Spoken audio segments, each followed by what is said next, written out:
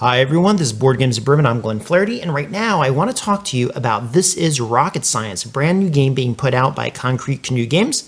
This is a trilogy of games they're putting out with these other two, Cards of Olympus, which is a mythological deck builder game for two people. The art is pretty darn cool in it. And another game called A Wizard's Shelf, put out by our own incomparable Casey Friedman. But I'll talk about those later. Right now we're going to focus here. Now, in this game, what you really have in my estimation, is a two-player point salad with a science theme on it. And that's because you're trying to score the most points you can at the end of the game. All the cards are worth different values, and the currency cards are also the scoring cards themselves. So what you're going to get in this game is a deck of cards, and on one side there's going to be planets with a whole lot of data on them. And these are the cards you're both spending to buy and you're trying to purchase. If you're spending these cards as currency, you're going to use the number in the corner, 3. These numbers multiply by each other. So if I had a 3 and a 5, I would have 15 currency right now.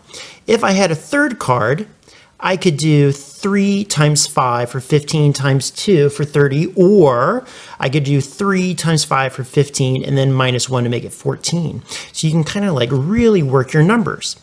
If I'm using this as an item I'm going to buy, we ignore those, but we do have these digits here.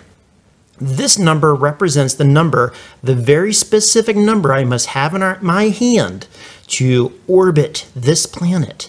And if I do that, I'm going to get this golden number, 4 points. If I am able to hit 13, I will be able to land on the planet, and that'll give me an additional 2 points. So winning cards in the game is not necessarily going to win it for you, having the same number of cards. You need the cards of more value.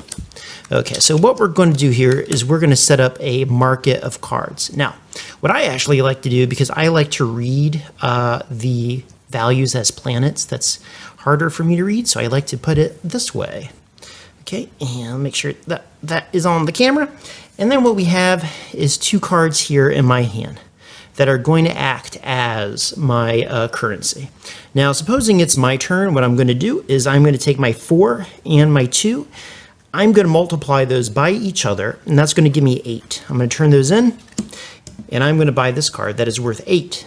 And what that's going to do is ultimately, when I buy this 8 card, it's going to give me 4 points.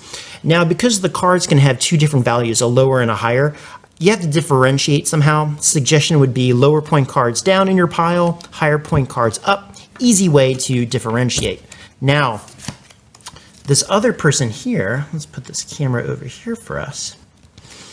What they have is they have 6 times 6 and a modifier of 1. So 6 times 6 is 36. It's way too much. And I'm also going to restock the deck there. Way too much. So we need a modifier. So what I'm going to do is I'm going to take this 2. Okay, this 2 here, if I take this into my hand, now I have 2. So now it gives me a little bit more leeway. I have 12. I have plus 1, 13 maybe in case that's needed. I pull this out. Okay, so now we're getting closer. A 15-point planet and a 14-point planet. Now, because I spent my cards over here, I have nothing, so I have to draw a new card. I'm just going to take this one here, and I'm going to take this one because it's the most expensive on the board. So now I have a 4-pointer, and a new card comes out. And this is exactly what you do. You're going to play through these cards here, this deck here, all the discards. You're going to keep going until you're done. Now, the game plays pretty darn quickly. It is a little bit of a math jigsaw puzzle there for you, but I found it really taxing in a good way. Not so taxing that it's a burden, but taxing that you feel like you're making good decisions. In a way, it kind of reminds me of Shobu in that way. Decisions that should be easy actually take a little bit more thought than you might think.